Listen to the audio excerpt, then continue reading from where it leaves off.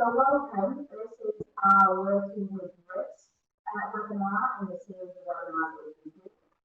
Everything we're going to learn today is going to be taken from the we are currently in the process of getting it for, and we will be offering that from the So it'll be about 20 minutes, and then at the end we'll have a Q&A session. So if you do have any questions, there's a little box at the bottom of the screen that says Q&A. If you have any questions you've got in there throughout the course, we'll come back to them at the end. That brings me on to an introduction for our training manager here at CERT. So I'll turn the camera over. This is Mark Eaton, our training manager here. Hi everybody. So he's going to take you through the course, and I will be joining at the end for the Q&A session. So enjoy. Thanks, Sophie. Just get the focus on that for us. That'll be fantastic. Hi everybody. Thank you. Welcome to CERT Unlimited. Welcome to our webinar. We're going to be looking at risk today, and as Sophie quite rightly introduced, this is really something that's involved in a lot of project management environments, and it's taken from our Prince 2 course, which we are not offering yet. It's going to be in the new year. We're just going through all the accreditation processes and making sure that what we are delivering is right, and that I'm prepared and that the other trainers are prepared for this course. But today we're going to talk about something that's quite appropriate for where we are in this particular day and age. We're going to talk about risk. Okay, and just to get us started in the right way, I just want to make sure that we've got a good understanding of what risk is. Okay, and risk, to put it into a nutshell, is uncertainty. And of course, the project environment is a high risk environment. It's something where there's a lot of uncertainty. So we've lifted the definition out of the Association of Project Managers Book of Knowledge.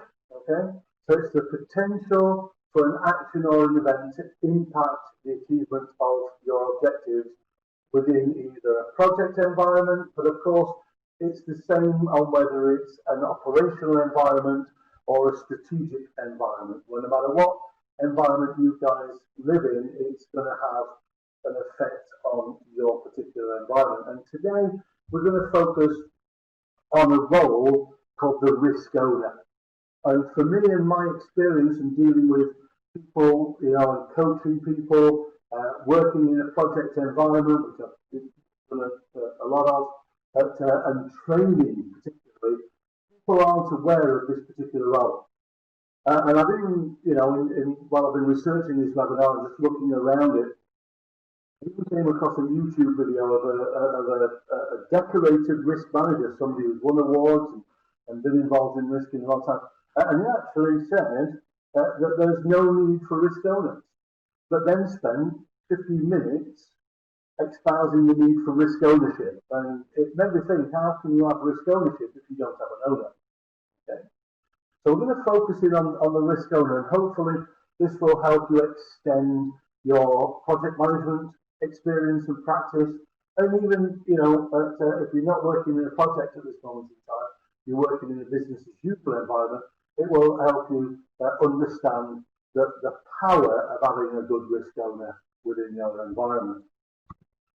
So, we've talked about risk, and risk is something that we're living with all the time. It's something that we've always lived with. Okay? And risks come in pairs, as the quote at the top there talks about. Yeah, a risk can have either a positive or a negative effect. And it's important that we remember that risks need to be managed no matter what their impact is. Okay? And it's just part and parcel of what we do. And if you're working in a project environment, you know that you're taking a lot of risk. It's a high risk environment. Operational environments tend to be less risky or more risk averse, and strategic environments that are high risk as well. So we need to acknowledge the reality of risk management. Now, the risk owner is not the manager. Okay, that's the first thing. It's an ownership or a leadership type role. Okay, so if your role is project manager, I know one of the frustrations that you've probably got, because I share that frustration and I've experienced that frustration, is that people won't take risk ownership properly. They think that you're the person that should be doing it. Okay, so the risk owner is not the manager, and we'll discuss that in a minute. We'll go through the risk management process to make sure that we have a good understanding of what that is. But yeah, we're talking primarily today about the risk owner, somebody whose job it is to monitor and manage the risk response. So they're not managing the risk, they're managing the response, the actions that you and your project team or your operational team have agreed you're going to take to mitigate or to improve the chance of a risk actually happening. So let's have a look at the risk process. And what I've done is put a very basic risk process in place. So it's, let's be honest, this process is put in place by the manager, whether that's a project manager, an operational manager, a portfolio manager, a program manager. The process is put in place by the manager. And we'd all recognise the first step to identify risks themselves. So I'm sure that you're doing that through techniques such as SWOT analysis or PESTEL analysis, or you're running workshops to help you identify risks. Okay? Get them into the risk register. From there, we make an assessment of risk, a combination of the chance of it happening against the impact that the risk would have if it happened. And remember, when we assess risk, it's always a combination of those two basic elements.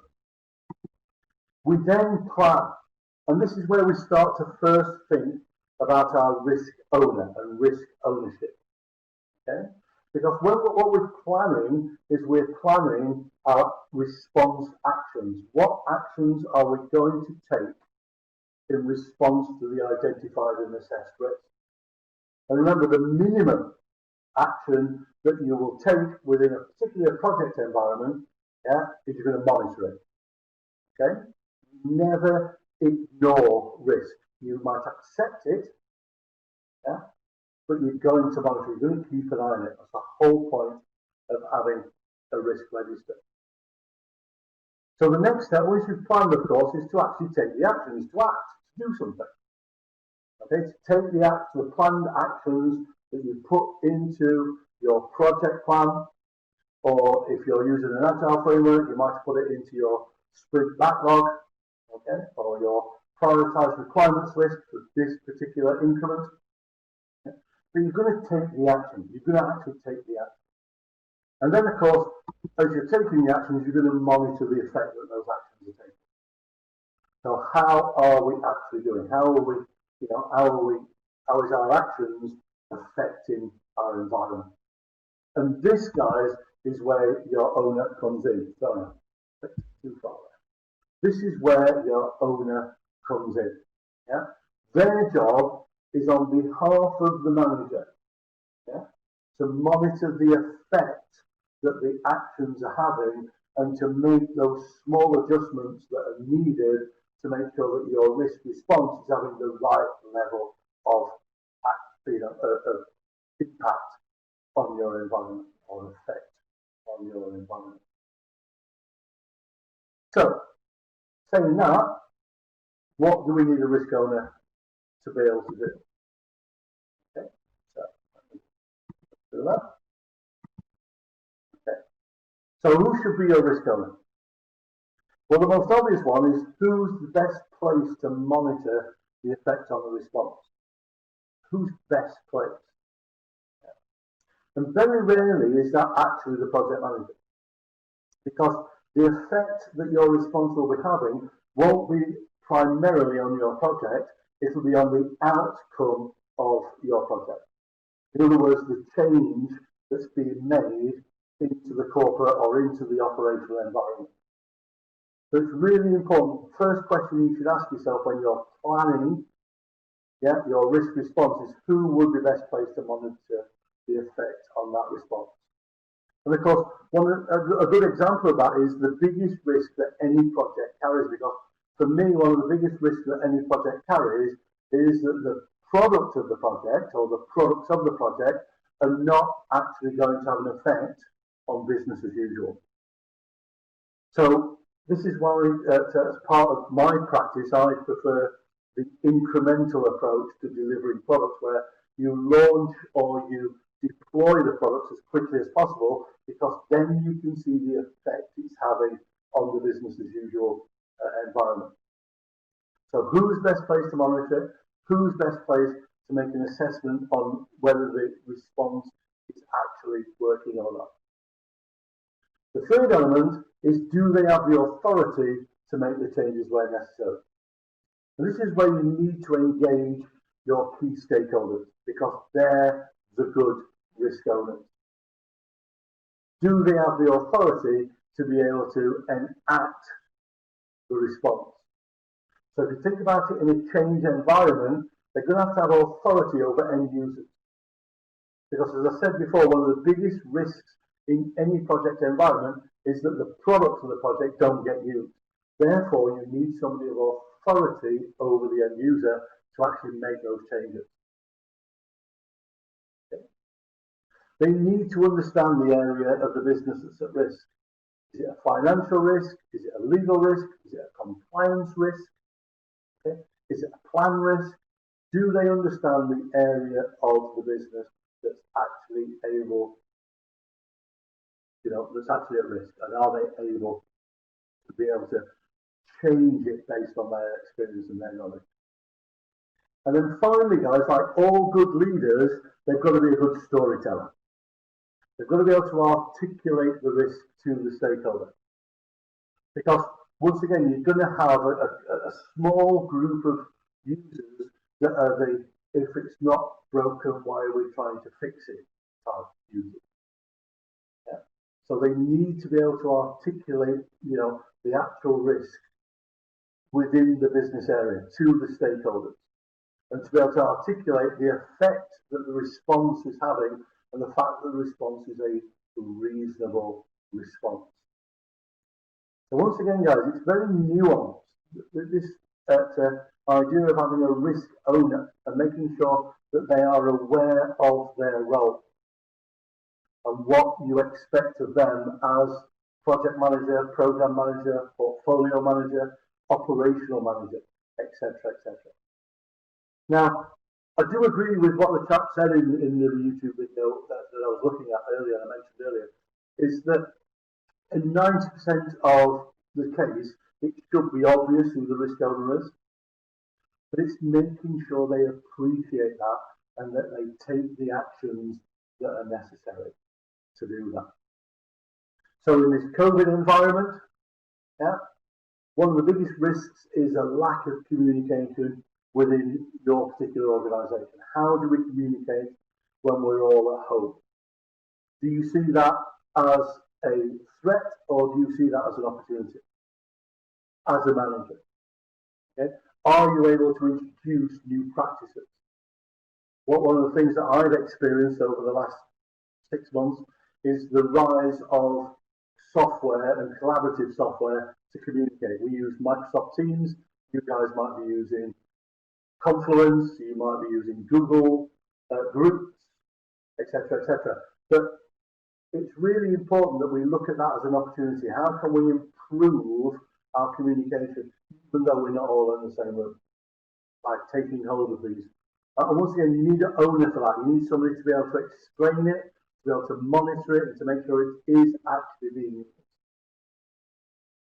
So that's all I have to say about the risk owner. Hopefully that will have been of some value to you guys, and that you'll hopefully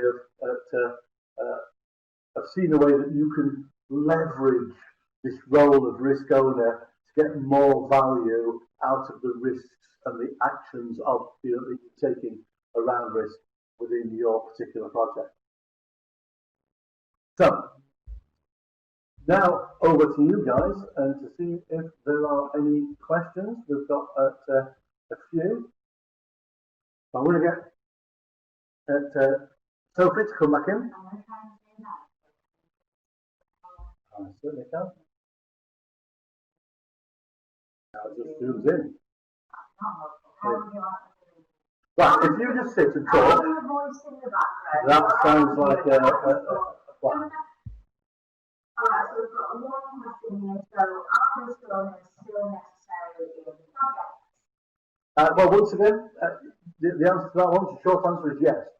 But it's getting value out of them, making sure that they are actually doing their job, making sure that they're, actually monitoring and feeding back to the project manager, on whether the actual actions are taking place and having an effect on the risks. Excellent.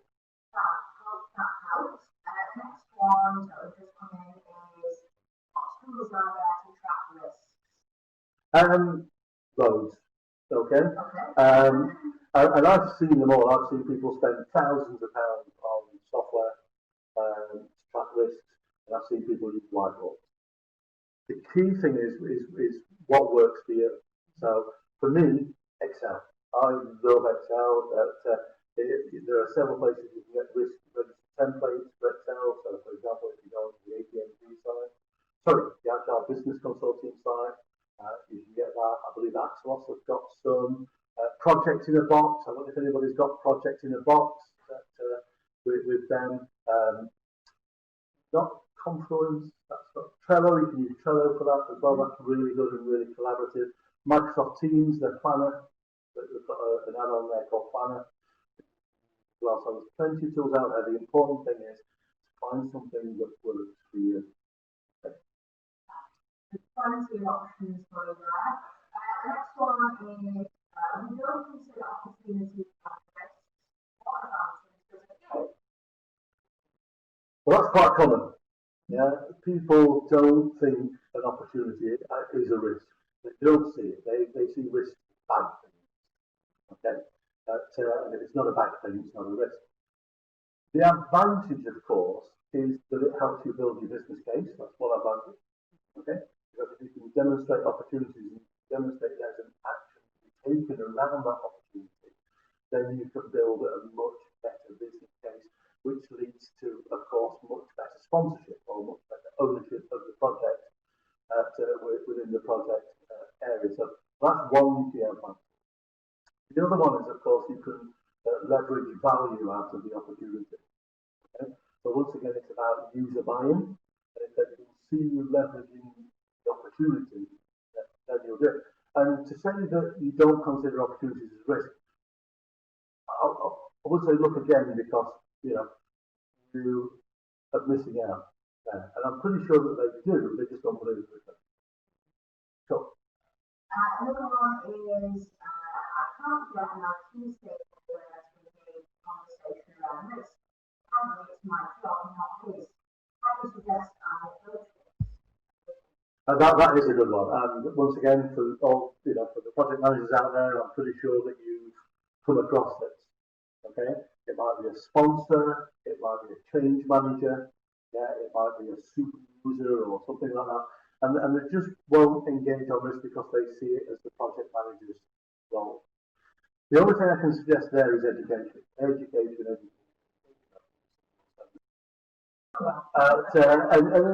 is really important, guys. You would expect it from me now. Training is my life. What I do. It's what I've done for quite a while now. And I'm a great believer in a lifelong learner experience. Keep moving forward. So all I can say is keep at it, persevere. Yeah, don't stop having the conversations just because they don't want to engage.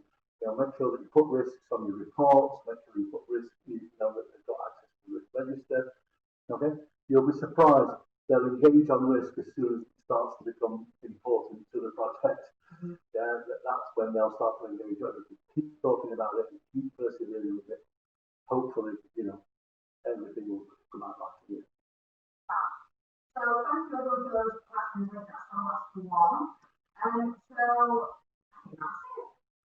It is. We're a little bit early, so I do apologise, guys. Just got a couple of things to mention. We have got some courses available now which include risk within them. Okay, so we launched 2 new courses last week. One of them is a project management fundamentals. To start that conversation off, we've got a 1-day online, almost project management 101, no prerequisites. Yeah, jump on. If you've got any key stakeholders that are part of your project that you think that will help and they will gain knowledge from just understanding the basic principles and terminology, that'd be great. We're also offering right at this moment, we're fully accredited up for the Agile Project Management course, which is accredited by the APNG, a very well-known qualification. 5-day course for both foundation and practitioner, although you can split it if you need to. And we have, especially for you guys who've joined our webinar today, and as a thank you, we've got a 20% discount that you can use. So if you go online, go to the Search Unlimited website, and you're interested in any of the courses, PM series, you type it in, and it will give you it'll give you instant 20% off. So hopefully, I'll see you online, or we can come to you guys if we need to, as long as it's COVID safe. That's the important thing. To do one of our courses, that we love.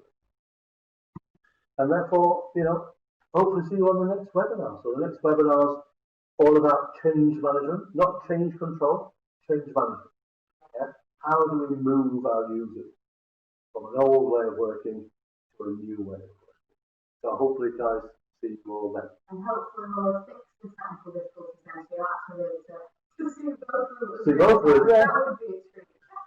But thank you everyone for taking part today. And we'll see you next time. Thank you. Bye.